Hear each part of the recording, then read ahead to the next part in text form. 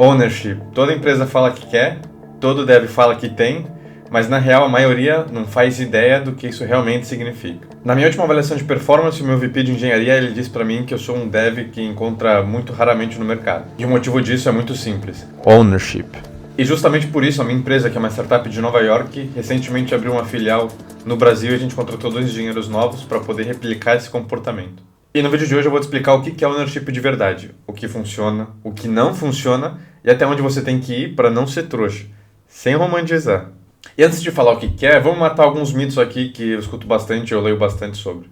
Mito número 1. Ownership é fazer hora extra. Não tem nada a ver com hora extra. Eu trabalho 8 horas por dia e eu raramente faço hora extra. E quando eu faço é porque eu escolhi, não porque alguém pediu.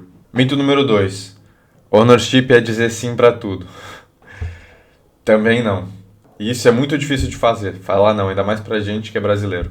E uma coisa que me ajudou na minha experiência na Alemanha foi aprender a falar não. E hoje em dia eu falo mais não do que sim. Não, isso não é prioridade. Não, o prazo para entregar isso é impossível. Não, essa solução não faz sentido. Você tem que aprender a falar não. Porque o ownership não é você agradar todo mundo, é você fazer o que é melhor pro produto, especialmente para você e para sua carreira. Mito número 3. Ownership é assumir tudo sozinho. Esse é um dos piores erros que eu cometi a maior parte da minha carreira. E ownership não é você fazer tudo, é você garantir que tudo vai ser feito. Às vezes você vai ter que fazer, às vezes você vai delegar, e a maioria das vezes você vai bloquear coisas que não deveriam existir para poder facilitar que o que tem que ser feito seja feito. Se você acha que ownership é trabalhar até ter burnout, é de engano, molecada. Então o que é ownership? Ownership é você se preocupar com o resultado e não com o processo. Não com quem vai fazer, com quem deixou de fazer, com o resultado final. Deixa eu te falar aqui 3 pilares que eu considero essenciais para ownership real e que vai ajudar a sua carreira a deslanchar. O primeiro pilar é você ver o problema inteiro e não só uma parte. Por exemplo, você está codificando uma feature e percebe que tem um bug relacionado no sistema, que não é sua responsabilidade. O que é ownership nesse caso? É você avisar, é você documentar, se for crítico e não tem alguém para resolver, é você resolver esse problema, ou pelo menos garantir que alguém resolva, né? Fazer as pessoas que tem que se importar com isso, saibam do problema. Não é você falar, não tá na minha sprint, eu não vou fazer, ou alguém vai resolver isso, ou não fui eu que fiz esse problema, não tenho que resolver. Não, você tem que garantir que alguém resolva, que pelo menos se você não conseguir fazer e não tiver tempo para fazer, que as pessoas que têm que se importar saibam disso. Pilar 2, é você antecipar os problemas antes que ele vire um incêndio. O ownership tem muito a ver com você ser mais proativo e menos reativo às coisas que acontecem. Então você vê um padrão de código que não está muito bom, um código que não está funcionando do jeito que deveria, especialmente nas partes do código que são hot code, que é a parte crítica, é você tomar a iniciativa e escrever uma RFC, propor uma solução, resolver isso antes que isso vire um problema. É você resolver antes que vire um problema, ao invés de esperar e falar, eu avisei. Você age antes, malva dev. E o terceiro pilar é você assumir responsabilidade, mas não aceitar a culpa injusta. Então, o que eu quero dizer com isso? Isso é crucial. Presta atenção, malva dev. Então, o ownership é você assumir a responsabilidade do que aconteceu. Você é responsável por esse resultado. E, especialmente se der ruim, você não tenta jogar culpa, não tenta assumir toda a culpa. Você analisa e vê o que você pode fazer para melhorar, o que você poderia ter feito e como resolver a solução. Presta atenção, isso aqui é muito importante. Você não tem que assumir culpa de coisas que você não tem controle. Como assim, Páscoa? Você tinha um projeto e o produto muda os requisitos 10 vezes. Óbvio que não vai dar para entregar. Teve um problema de infra, algum AWS fora, Cloudflare fora, e o teu sistema não funciona. Não tem muito o que você fazer. Tem muito a ver com responsabilidade e muito menos a ver com bode expiatório. Muito importante isso, especialmente para você não ter um burnout. Beleza, agora vamos entender na prática como que isso é. Deixa eu te contar um exemplo real que aconteceu comigo. Vocês viram no vídeo passado que eu falei sobre o sistema que eu implementei, né, o Cache, para poder resolver bastante problema que a gente tinha. E isso tem muito a ver com ownership, porque era um erro que ninguém tinha me falado que estava acontecendo, ninguém estava reclamando, mas eu sei que era uma parte crítica do sistema, e eu sei que se a gente não resolvesse, especialmente agora nas épocas de festas, que vai ter mais volume, que vai ter mais gente usando o nosso sistema, poderia dar problema. E percebe que ia ser muito fácil eu ignorar e seguir fazendo os projetos que eu tinha que fazer, que estavam no roadmap da empresa. E se no futuro desse algum problema, ia ser muito fácil eu lavar minhas mãos e falar, mas todo mundo poderia ter resolvido, ou isso não era a prioridade do nosso time. Não, é o teu filho, cara, o sistema é o teu filho. Quando você começa a ser o pai do sistema, tu começa primeiro a ter muito mais responsabilidade, muito mais credibilidade também, e você começa a entender o que é ownership de verdade. Você se importa, mesmo que isso vá impactar, às vezes, um trabalho que já estava planejado. Então, nesse caso, Analisei o problema, escrevi a FC de 22 páginas, planejei com o time, implementei com o time, fizemos um rollout gradual. E qual que foi o resultado? A gente conseguiu melhorar a latência, que era um problema. A gente conseguiu usar menos recursos do que a gente estava consumindo no nosso sistema. E isso é ownership de verdade, molecada. E percebe que nesse exemplo eu não fiz hora extra. Eu só vi um problema, me importei e resolvi. E também não foi abaixar a cabeça e dizer sim pro meu chefe. Foi ver um problema e falar, ó, isso precisa ser feito, isso precisa ser resolvido por conta de A, B e C e resolver. E também percebe que não foi resolver tudo sozinho. Foi documentar, compartilhar com o time, pedir feedback, depois do aceite, implementar com o time também.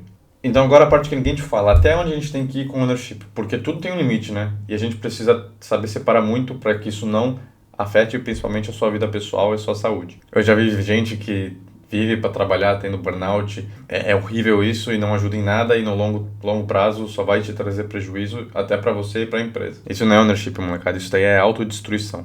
É muito importante que você comece a entender que você precisa ter ownership do produto do trabalho, mas também da sua saúde. Que nem eu falei no começo do vídeo, é você fazer as coisas que precisam ser feitas pelo bem do produto, mas mais importante, pelo teu bem e da tua carreira. Tem jeito, se você está exausto, você não vai conseguir entregar com qualidade, você vira um problema e não uma solução. Segundo, ownership não é aceitar tudo e abaixar a cabeça. Não é aceitar a exploração, o Go Horse, o Falcão ali, o chefe enchendo teu saco, fazendo você trabalhar 10 horas. Se a empresa depende de você para essas coisas funcionem, então o problema não é que você não está fazendo hora extra o suficiente, o problema é o processo e o jeito que está desenhada a estrutura do time. Eu tive já um problema no começo da carreira, isso acontece muito quando você é junior plano e você não tem tanta autoridade, tanta confiança também. E na verdade é que no começo a gente tem medo e não quer, especialmente o brasileiro, a gente não quer falar não pro nosso chefe. Eu lembro que chegou uma quinta-feira, a gente estava com um projeto que estava muito atrasado e era um prazo impossível, só que o cliente já tinha pago, então a gente tinha que entregar. E veio o meu gerente na época, tipo, isso era umas 6 da tarde, não, era umas 4 da tarde, eu pegava fretado, trabalhava em São Paulo, morava em Santos, 3 horas de fretado. Ah, molecadinha, amanhã traz roupa aí porque a gente vai ficar até mais tarde, vai ter que dormir num hotel aqui. E a gente quase aceitou. Sorte que eu tava horário com um amigo que era muito sênior, ele falou, cara, isso aí não existe, tu quer que eu faça hora extra, eu posso fazer mais trabalho de casa, na época eu não tinha home office, daí foi antes da pandemia. Trabalho de casa, e aí eu consigo te entregar 2 horas a mais, porque eu vou ganhar 1 hora, né, que eu não vou ter que estar no translado. Fechamos um acordo e fizemos isso. Mas o cara queria que eu trouxesse, se ele não tivesse esse sênior, para falar não e propor uma solução mais inteligente, mais plausível, eu ia ter ficado, levado uma mujinha de roupa e outro dia trabalhar até as 10 da noite e ficar lá com o cara, tá louco, sabe lá o que ia acontecer. Então, nesse caso, o ownership é você apontar que o prazo não é realista, que a gente precisa de mais pessoa, ou que a gente pode fazer hora extra, mas a gente ganha algum dia de folga, ou ganha home office se você não tem home office. Você não salva a empresa se matando. Você salva a empresa, muitas das vezes, melhorando os processos e consertando o sistema. Isso também tem muito a ver com a terceira coisa que você não pode fazer, que é ownership também, é ter reconhecimento. A gente falou isso no vídeo passado, que é muito sobre como você se vende, como você dá visibilidade do seu trabalho para o resto da empresa, especialmente para o C-Level, né, para o time de liderança. E se você tem ownership, se você faz as coisas, se você se importa, a empresa não reconhece, não te dá promoção, não aumenta o salário, não tem reconhecimento, que é o mínimo que eles podem fazer, ter reconhecimento público, né? Mas tem às vezes lugares que nem isso fazem. Você tá sendo trouxa. Desculpa falar, você tá sendo trouxa. E eu já passei por isso. Nessa mesma empresa, o pessoal falava que eu era o maior. Eles abriram a Wikipedia e tinha os 10 maiores filantropos do mundo e eu tava lá em 10º porque eu trabalhava de graça, quase. Simples assim, o ownership é uma via de mão dupla. Você ajuda a sua empresa, você faz as coisas, mas eles também têm reconhecimento e eles também te ajudam. Se não tá balanceado, você não tem ownership. Você está sendo explorado. Beleza, Páscoa, mas eu quero ter isso, só que eu não tenho oportunidade. Como que eu desenvolvo isso para minha carreira deslanchar? E além de não ter oportunidade, não é uma coisa que você nasce, você consegue treinar. Então vamos focar nas coisas práticas que a gente consegue fazer. Começar pequeno, molecada. Você não precisa salvar a empresa no primeiro dia. Ver um bug pequeno que ninguém pegou, resolve. Ver uma documentação desatualizada, uma feature nova que não tem documentação, atualiza. Pequenas ações.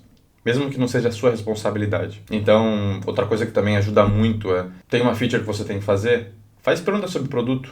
Entende qual que é o comportamento esperado, por que isso vai impactar o produto, não só sobre código, mas sobre o produto também. Se interesse, se envolva com as áreas que a sua empresa está trabalhando e entenda como que você está trazendo valor para a empresa, mas também para o cliente da sua empresa. Aprenda a dizer não. O mais difícil na parte de ter responsabilidade é não você falar sim para as coisas que você tem que fazer, é você falar não porque você não precisa.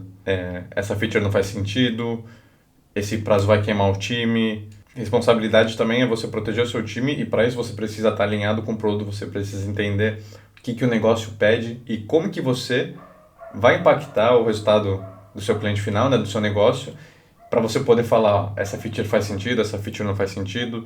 Se a gente entregar isso agora, a gente não vai ter nenhuma vantagem competitiva, não vale a pena fazer isso agora, talvez valha a pena fazer essa outra coisa.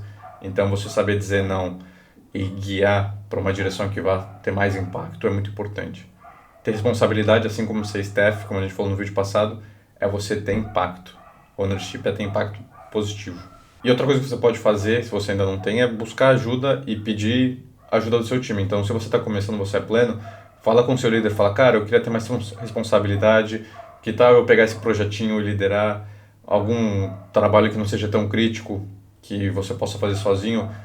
Tenta implementar como se fosse o trabalho mais crítico, mais importante da sua vida.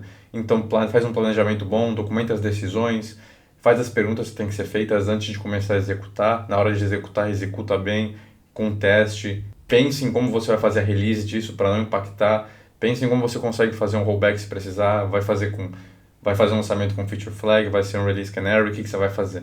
Então, pega as oportunidades que você tem e faz bem feito, para ganhando credibilidade, ganhando autoridade, e aí a responsabilidade e ownership vai ser consequência do seu bom trabalho. Resumindo, Malva Devs, ownership não é dizer sim para tudo, não é fazer hora extra, não é se matar pela empresa. E tem limite. Ownership sem reconhecimento é exploração, ownership sem saúde é autodestruição, e ownership sem equilíbrio é insustentável. No meu caso, isso me ajudou muito a sair de sênior para staff e ter o reconhecimento, promoções, abrir uma equipe no Brasil, sendo que eu fui o primeiro brasileiro nessa startup dos Estados Unidos, ia ser o primeiro time fora dos Estados Unidos, né? E eu não tive que abrir mão da minha vida, meu filho nasceu, consigo passar tempo com ele, consigo aproveitar, consigo ter meus hobbies. Às vezes faço hora extra, não tem muito o que fazer dependendo do projeto, mas então é muito importante você ter equilíbrio e ponderar. Você tem que pensar não só na sua empresa, no produto, mas mais importante, em você e na sua carreira. Fechou? Se esse vídeo te ajudou, se você gostou, deixa o seu like, se inscreve aqui no canal e comenta se você tem ownership ou se você é explorado. Beleza, Malvadev? Esse é mais um vídeo sobre a série de carreira. É isso, valeu, Malvadev, e a gente se vê no próximo vídeo. Falou!